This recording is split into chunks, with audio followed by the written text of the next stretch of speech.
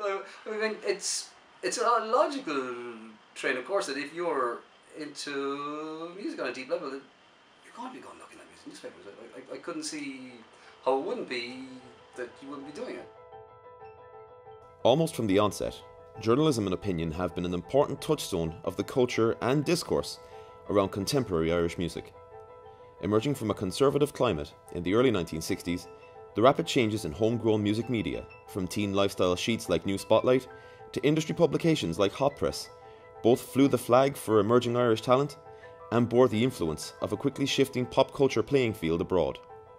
Meanwhile, strong voices from the country's musical undergrowth have provided a record of a proud history of artists surviving and thriving against the odds.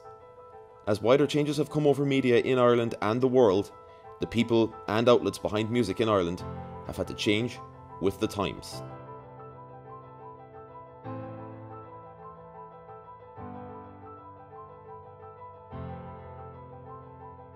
And I suppose today's modern youth couldn't or wouldn't be able to appreciate how much music magazines made to us in Ireland as teenagers back in 1965, because we were starved of any knowledge of what was happening in the wider world, because RTE was all we had in relation to programming, and that was very conservatively Irish, etc. Hot Press was always in the house. I mean, my father used to buy Hot Press.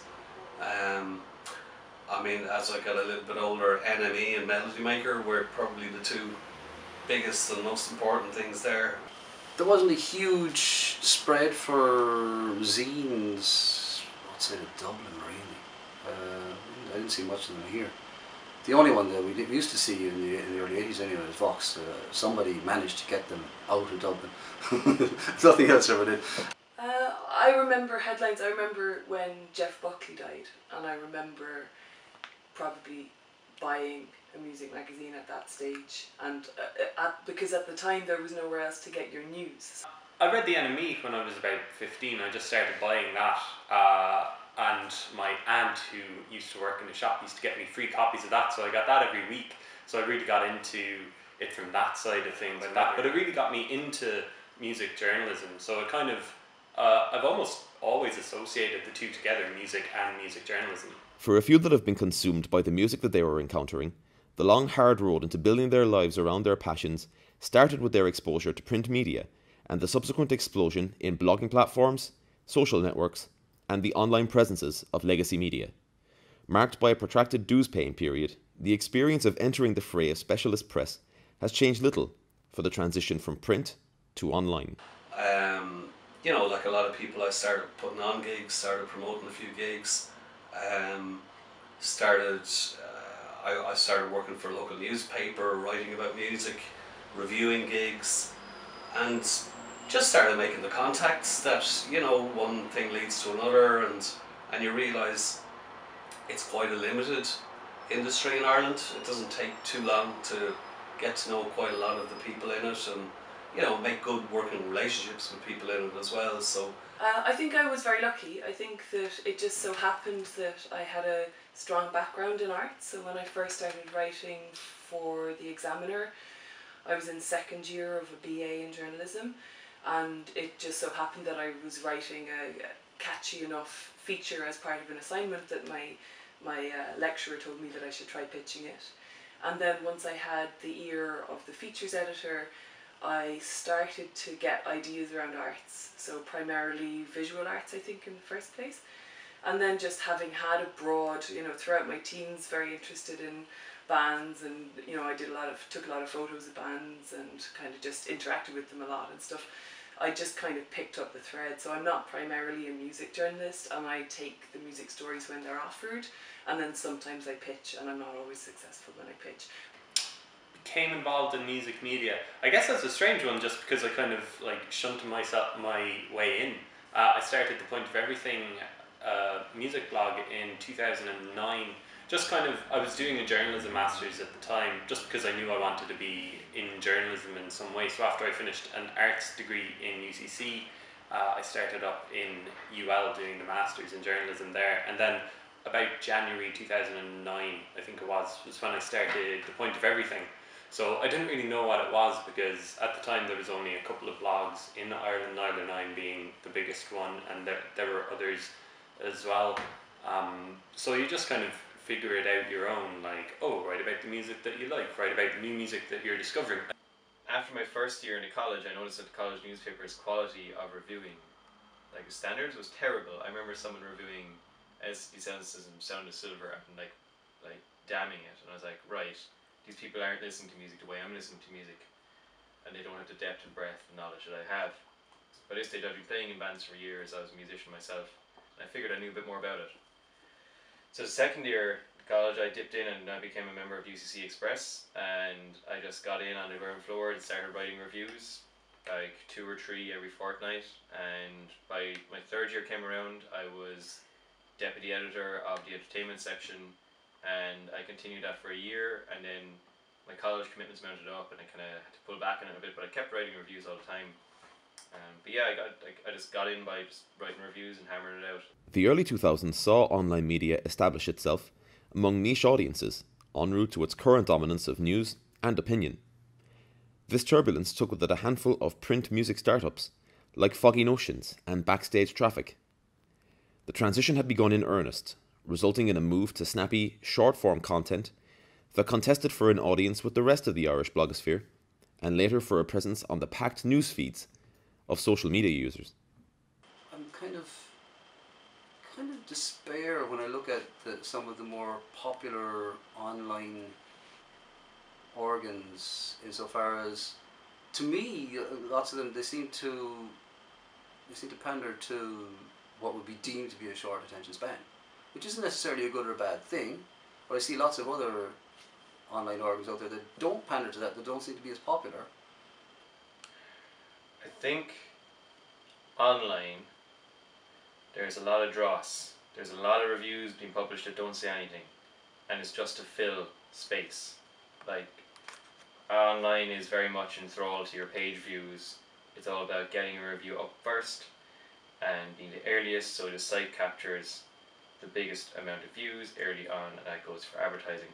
With print, when it was around, they say Foggy Notions was a fantastic magazine, and Mongrel as well is actually my favourite Irish cultural magazine of the mid-2000s. Mongrel was excellent. It kind of covered anything and everything really, but its music section was fantastic, always very varied. And they were all distributed as free sheets, and you kind of knew that they cared more about the music. It wasn't about their first opinion, it wasn't about being the most out there opinion or the most headline grabbing opinion. When it comes to, obviously for music, the thing that's made a huge difference, for music press is that, when you're writing about music, you're writing about an audio format. So you're trying to describe audio to a readership. And if they're picking up a paper, you're actually just trying to describe a whole other sense to them in words, which is a very unique skill set.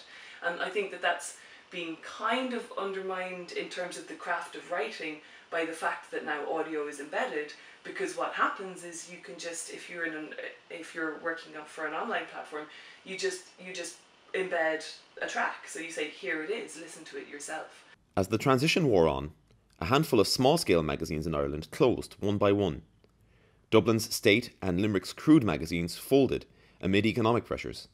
The 2010s also saw Belfast flagship Alternative Ulster fall victim to the loss of public funding, while specialist titles like Northern Metal mag Molten arguably ran afoul of bad timing. Amid all the turmoil, print holdouts do remain, such as a more lifestyle-focused Hot Press, Belfast-based music monthly The Thin Air, and homemade cottage industry periodicals, such as Loserdom and The Parish Punk. Print outlets have had to refocus their efforts on providing an experience that cannot be duplicated by the buzz of breaking news. I suppose, I think the thing that print media can offer to people that online can't is kind of similar to what vinyl offers to people that just listening to online doesn't satisfy, And some part of this has to do with like physically touching and holding something and having it in front of you. Adds value to the information that's in there. Providing print can afford to do it, it can afford good writers, good music writers, a little more time and space to craft their piece, you know, to do a proper interview, to spend time doing it, to give them time to write the piece, and to publish a 2,000 word piece instead of a 200 word piece. I think that the future for print relies very heavily on people being able to understand that this is, you know, that this is a tactile medium, that this is a design-based medium, that this is not relying on any power source. It's still a uniquely portable medium that you can use for your kitty litter when you're finished with it. It's an archivable, physical, tactile entity. Print, I prefer reading a print magazine. This is just from a personal viewpoint anyway. It's a kind of a time capsule almost. You can read an issue of the Thin Air, for example, from say November 2015, and you'll find out exactly what was like current at the time, and it's all collated in one space for you, different range of articles, and you kind of get a feel for the scene at the time. Whereas if you go online, say for the Thin Air's website, as contrast, it's harder to navigate, it's not as kind of there in as present for you. And I think it's a similar thing with Hot Press. If you go say Hot Press from that month as well, go to Hot Press 2 years ago, you'll find out roughly what was happening in Ireland at the time, whereas you don't get that kind of snapshot from the online sphere at all. The ever-growing convergence of different forms of media now means that music and copy are often delivered together. The traditional single release, ahead of an artist's album, has given way to near-instant premieres on blogs like Dublin-based tastemaker Niler9, amplified by social media reach, while podcasts and online video have stepped into the breach left by the narrow remit of traditional broadcasting. The rate of change has left any guesses at the medium's future wide open. I don't listen to any music podcasts in Ireland really. I like reading. And like when it comes to your premieres or whatever, like, oh wow, this website has I'll just wait till the record's out. I'm not going to rush to go to a website to stream it. I'm not going to sit down and go, yeah, it's not for me. But maybe, you know, it is for other people, and that's what other people are interested in. It's just not an element of music media or music reportage that I've ever been interested in, and I don't see that ever changing. I'm not a massive fan of the breaking news thing. Like, I'm happy out for new songs to, you know, put up new songs and have people listening to new songs, but I think most of this breaking news stuff is quite a stretch, really, because there has to be so much volume of it, and breaking news probably gets very good traffic, but a lot of it's fairly trivial. It's not like, again, before where you have a print magazine, you have a finite amount of space for your news content, so a lot of the kind of more trivial stuff will probably go to the wayside in favour of more substantial news. I think we've reached the exhaustion point.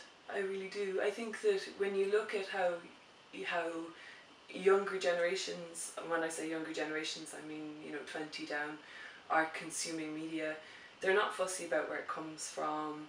You know, the whole kind of album-based, fan-based, like waiting for a band to release an album and that being an artifact and then going home and listening to it, that's long gone. And recorded music has become more disposable, certainly, because it's free, because people can access it for free. It's opened the doors, it's opened the Pandora's box to a lot of bands and musicians and record labels. You know, the market all of a sudden is global. But it's opened the competition, you know, globally then as well. And I mean, I like to think of, you know, an Irish music industry as being a very self-sustaining thing, but it's not, you know. I mean, our music fans or kids or whatever are being bombarded with music from everywhere. Now, that's a good thing if you like your music, but it's not very supportive of what's going on here nationally. So, I don't know, I suppose, Mike, is the answer there.